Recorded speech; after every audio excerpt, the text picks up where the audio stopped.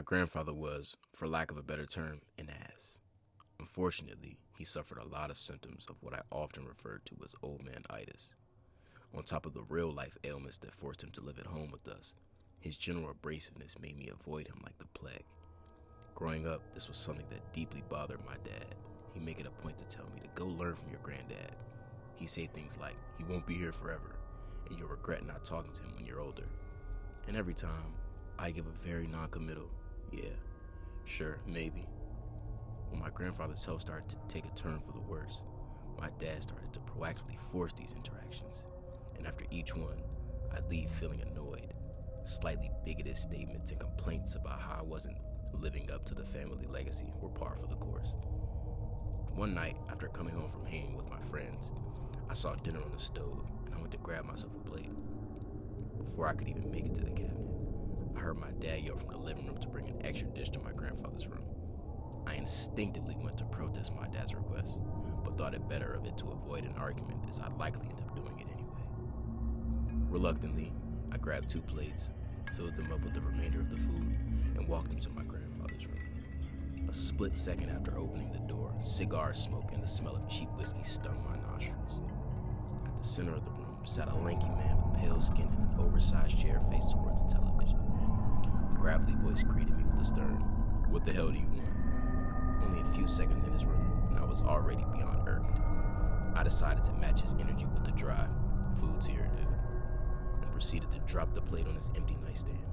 Hoping this would end our conversation for the week, I turned toward the door and attempted to go about my business. To my dismay, the old man was in a talkative mood. "Hold on there," he said. "That's it? You drop off my food and what? Nothing? You go to play your e-box and talk to strangers online, but not your own flesh and blood? Without me, you don't exist, boy." Kids these days, no respect. I rolled my eyes and let out a sigh. I turned toward my grandfather and informed him that I didn't know what an e-box was, and that I wasn't in the mood to hear what the idiots on Fox News had to say, and that if it made him feel better, the people I was picking over him were friends I knew in real life. He spun around in his chair and scoffed. "Inconsequential," he spat. "Both of your parents know how vital our legacy is, and I'm the only one who was interested in maintaining it." That was it. He had me. Knowing I regretted later, I engaged with the old man. "What legacy?" I half shouted. "What could you possibly be talking about? You're a veteran. My mom does real estate. My dad manages an office. None of those things are related to each other. What occupation could we possibly need to continue on? Even if there was a family legacy to maintain, I personally don't care to maintain anything." He shook his head and pointed a bony finger at me. "See this? Your father isn't man enough to tell you anything, and your mother wants to avoid it altogether, of course. They leave everything to me." Despite his age and health, he shot up from his chair, pulled out a stool, and waved for me to come sit down. I considered his invitation for a moment. I couldn't know what exactly he was referring to. Still, was already invested in the conversation and eventually acquiesced to what I assumed would be another nonsensical rant. As I sat down, he took another 2 shots of whiskey and a puff from his cigar, and with a deep breath, he began to tell his tale. My grandfather started with the story of his family's farm. His family had come from poor beginnings, and he quickly learned that hard work was the only way to make it. All he knew growing up was getting up to tend to the farm, sleeping, and then getting up to work some more. The idea sounds utterly foreign to us today, but that was life for him and his family back then. Tough and monotonous, but simple. And yet, even in that simplicity, far from all the temptation and excitement of city life, uniqueness still managed to find its way home. My grandfather was very close to his mom. In a place like that, the simple pleasure of having a home-cooked meal and a shoulder to cry on when the work becomes just a little too harsh was valuable to a young man. Every so often, from the time he was a kid, his mom would come into his room after a hard day's work and tell him stories about the woods beyond their farm. She'd tell my grandfather about the beings that dwelt there. Thin women that towered over people and stole their children. Strange beings that mimicked people and animals. Giant insects with intelligence beyond our own that feed on our fear. All this and more was ever present, not just in the woods, but in every dark corner of Earth. But even though these beings have roamed our world since before our species carved rock into tools, he wasn't ever to worry about them. At the end of every story about a ghoul, animal, or evil person, there was one consistent message. He was always protected. He was special. The crows are always watching you, she'd say. They watch all of us with curious eyes. But you're rare. The crows do more than watch you, son. They love you. They know that you have a purpose in all of this. They will always protect what they love. When she finished telling her tales, he'd always hear that familiar caw just outside his window. When he'd ask what his purpose was exactly, she'd just smile and point outside.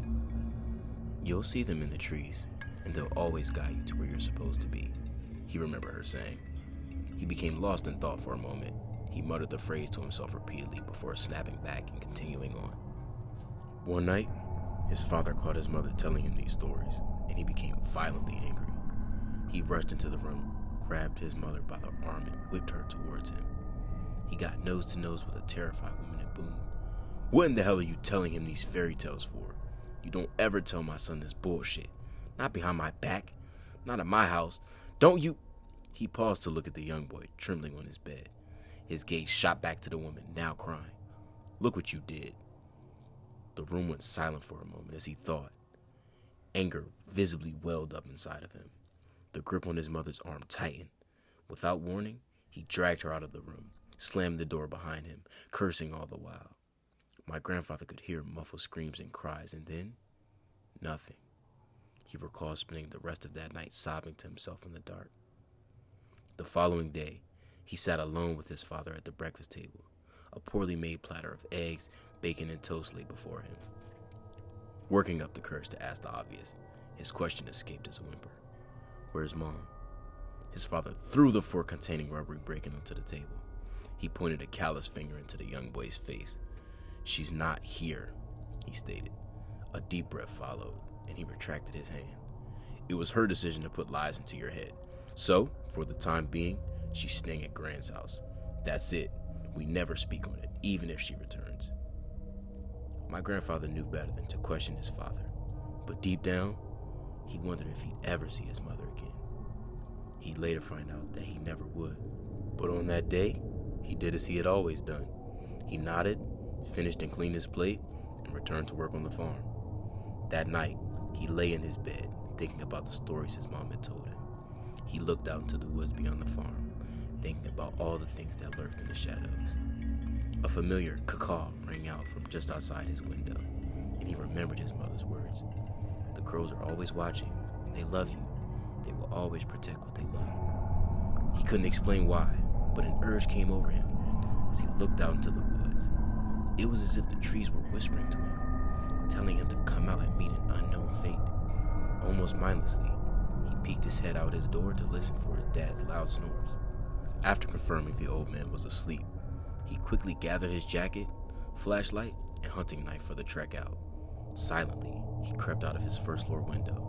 He was careful to tiptoe until he hit the end of the gravel road leading to his farm, and not turning on his flashlight until he was behind the wall of trees. Slowly, he made his way through the dark woods. He was unsure where he was headed or why he was heading there. His only guide was the dim flashlight and the faint caws he'd hear in the distance. He remembered walking in those woods for what felt like hours. It was as if he was weaving between an army of tall wooden soldiers. He would recall timping voices clearly calling out to him, and large figures moving just out of the corner of his eye. Many times he wanted to turn and run. Part of him knew that if he dwelled in the shadow for too long, they'd surely consume him like his mother had warned they'd done to so many others. But every time that feeling rose to a fever pitch, a soothing flap of wings or caw would remind him that he was protected for as long as the crows saw fit. And so he continued, bravely walking into the dark until he hit a clearing. Taking his opportunity to sit down and rest, an ice-cold hand touched the back of his neck. Quickly, he spun around, throwing a wild punch at the figure behind him. He screamed and went for his hunting knife, telling whatever it was to back away. He went to shine his flashlight on the thing in front of him, and he was shocked to find a girl no younger than he was. The girl was wearing a large overcoat and had a warm smile. Soft-spoken, she introduced herself as Mia and walked towards him. Cautious, he held the flashlight between the two and kept a hand on the knife. He asked her where she was from. She pointed vaguely in the direction he'd come from and claimed she was from one of the neighboring farms. Unprompted, She followed up by saying she'd understood why he was scared, but to not be afraid because she was led there for the same reason he was. He asked what she meant, and in response, she laughed, made a shh sound, and pointed to the sky. My grandfather pointed the flashlight upwards and waited, unsure of what he was supposed to be looking for. Suddenly, the snapping of branches and a great gust of wind filled the air. Momentarily, the dim light caught a massive twisted black figure above them in the sky. It let out a grossly distorted caw that sounded more akin to that of a broken horn than an animal. Drips of what looked like tar hit his face as it swooped by, and the creature's smell was more pungent than any dead animal tropics he'd had the displeasure of encountering. Crashing back into the trees, the thing disappeared. My grandfather could hardly form words. He simply stood there in disbelief of what he'd seen, heart pumping out of his chest. He shined his flashlight back on the girl and caught her, maintaining a calm smile. Our guide watches over us all, always. My grandfather looked at the girl with horror in his eyes.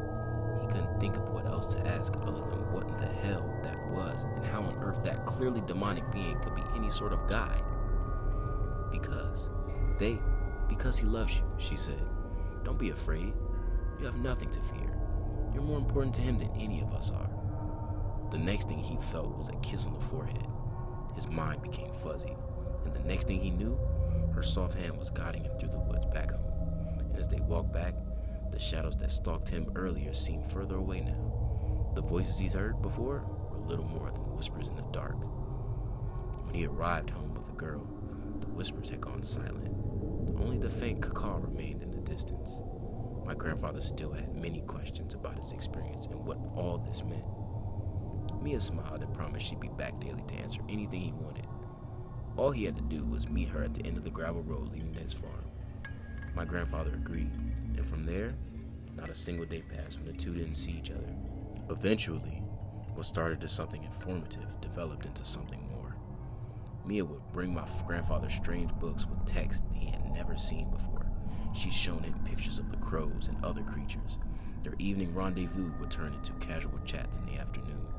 My grandfather would make it a point to go into town and surprise her with gifts. And should his dad ever leave for a day or two, he'd be so bold as to bring her into his home. One night, after my grandfather was led to believe that his dad was going into town for the night, he decided to bring Mia over. The two were going over the strange images and texts she'd grown fascinated with. A loud slam on the front door interrupted their readings. His father wasn't supposed to be home for another day, so it seemed as though someone had broken into their home. My grandfather told Mia to hide while he scrambled to find his hunting knife and meet the intruder. When he arrived at the door, he was surprised to see his father holding a half-empty bottle of whiskey in one hand and a revolver in the other. "Where's the girl?" he grumbled. "I don't know what you're talking about," my grandfather replied. "The hell you don't, boy. I know you've been sneaking out to see that witch. Black goddamn magic in my household. No, not here. Dad, it's not. Yes, it is," he shouted before taking a long swig of the drink. "She's doing what your mother did. It's an affront to God, a black stain that I won't let my son be tainted by." Instinctively, my grandfather went to raise the hunting knife in front of him, but before he could put it in between him and the old drunk, bony knuckles collided with his temple and he was on the floor. Trying to fight off the dizziness, all he could focus on was the voice of an unhinged man rifling through the various rooms in the house, shouting, "Where is she? Where the hell is she?" My grandfather stood to his feet to face his old man. He tried rushing him from behind, but in the ensuing struggle, once again found himself on the ground and receiving a steel-toed boot to the ribs for good measure. "I'm doing this for you, boy," his father yelled. "You don't get that? You're a pawn in their fucked up game. As soon as they're done with you, they'll spit you out, leave you with nothing, alone to face the demons by yourself." As my grandfather writhed in pain, the sound of his father looking around the house continued, under every table, around every corner, inside every cabinet, until finally, the sounds of a screaming young girl hit his ears. Still trying to recover, he could only watch as his old man had a fistful of Mia's hair and was walking her outside, repeating, "None of the devil's blood will stain my home." With the last of his strength, my grandfather managed to force himself up just as the two made it out of the front door. Nearly doubled over in pain, he still managed to grab the hunting knife and move as quickly as possible to meet them outside. As his hand reached for the doorknob, his hopes of saving Mia remained strong until he heard a loud bang ring into the air. He screamed as he fumbled with the doorknob, unable to get it open in his panic. Time slowed as the reality of what had just happened began to sink in. Mia was gone, he thought. His mind fought itself as he internally argued about whether or not to rush out and face his father, or cut his losses entirely and run out the back door to save himself. But when another bang rang out into the atmosphere, that sorrow was soon replaced with confusion. His father was an excellent shot. Surely he didn't need more than one shot for one girl. When the third and fourth bang, bang pierced the silent night, followed by a man's scream, a pit grew in my grandfather's stomach. He knew something was deeply wrong. Taking a deep breath, he finally managed to unlock the front door. To his horror, the scene before him was unlike anything he could ever hope to comprehend. Standing in between Mia and his dad was a man-sized crow-like creature. The familiar pungent odor wafted through the air. The thing stood on two backward-facing humanoid legs. Long, pale arms with crooked fingers hung loosely at its side. Its scissor beak extended far past its body, and what looked like large molars were growing out of the sides. Most striking were those goddamn eyes.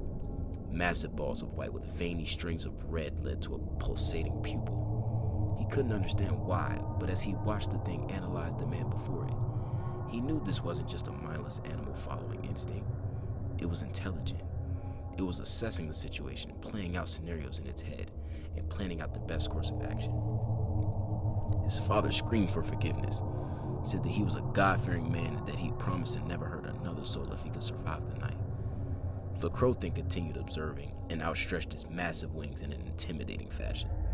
It took a moment and then hacked up black fluid onto the ground in front of it. And to my grandfather's shock, a twisted voice emerged. "There is no God. There is no devil. There is only truth," it stated. "The crows know this. You, however, hide truth for comfort. The creature stopped for a second to hack up another round of black fluid. "Sickens us. You know who we are. You know our word will be spread. The truth will be ever present. Your kind will no longer be blind to it." My grandfather didn't know if what happened next was out of a genuine belief that he could harm the thing or out of pure fear. While the crow creature was giving its enigmatic speech, his dad managed to load up another round and again took aim, this time unloading as many bullets as he could toward the humanoid bird. All to no avail. The thing made something akin to a sighing sound as it flapped its impressive wings once more. It let out the broken caw caw caw and rushed forward on those disgusting legs with inhumane speed. In an instant, its whole beak unhinged like a snake and swallowed the foolish man whole. The last thing my grandfather saw of his dad was his legs disappearing into the thing's mouth, an image that would be burned into his mind for the rest of his life. And just as soon as it had come, it was gone. Nothing but a permanent black stain was left. He called out to Mia, not only to ask if she was okay, or some kind of reasoning for what took place. What was that thing? How did it know where to come find her? Where did it go? To his relief, she was okay. Scared, but unharmed, just behind where the creature had stood. The crows will always protect those they love, she reminded him. In the coming weeks, the two would sell off much of the farm and many of the valuable family items my grandfather had admittedly had difficulty parting with. They'd keep the farmhouse, but the livestock and property around it went towards making the home as comfortable as possible for Mia and their newborn child, while my grandfather went off to join the Navy. He'd send back what he could, and they'd make it work until he retired. They'd eventually move into the city and spend most of their days together. While I found the story absolutely fascinating and actually preferred it to playing on my e-box, whatever that is, I still had one question. What did all of this have to do with me? My grandfather was one to smile, but he couldn't hold one back when I asked him that same question. "You're next in line.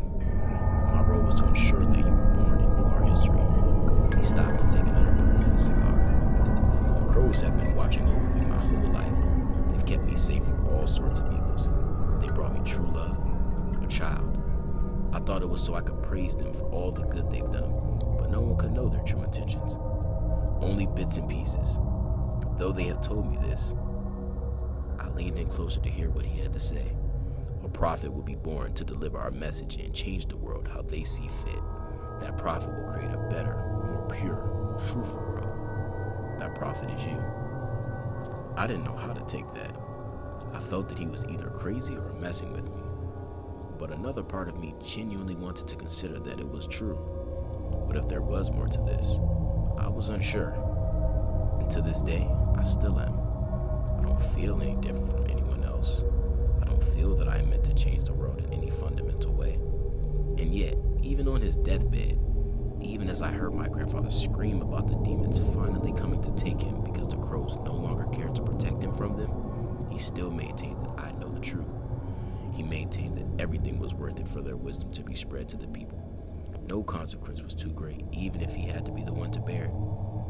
I don't know. Maybe that's why I'm sharing this. Perhaps I feel like someone else can give me the answers I'm looking for, or a starting point with how to find them. For what it's worth, a guy tried to rob me the other night. I was coming home late, and he pulled a knife on me. I told him I didn't have any cash, but apparently that wasn't good enough. Just as that, oh shit, I'm going to be stabbed feeling hit, 3 crows swooped down and started clawing at the guy. Apparently, one of them got really aggressive around the eyes. From an article I read, he won't ever see again. Weird coincidence or intentional clue? I can't say. But what I do know is that I can hear a familiar caw-caw outside my window even as I write this, and I can't put my finger on it. But whenever I drive by the woods on my way to work, something familiar has been calling me to the trees.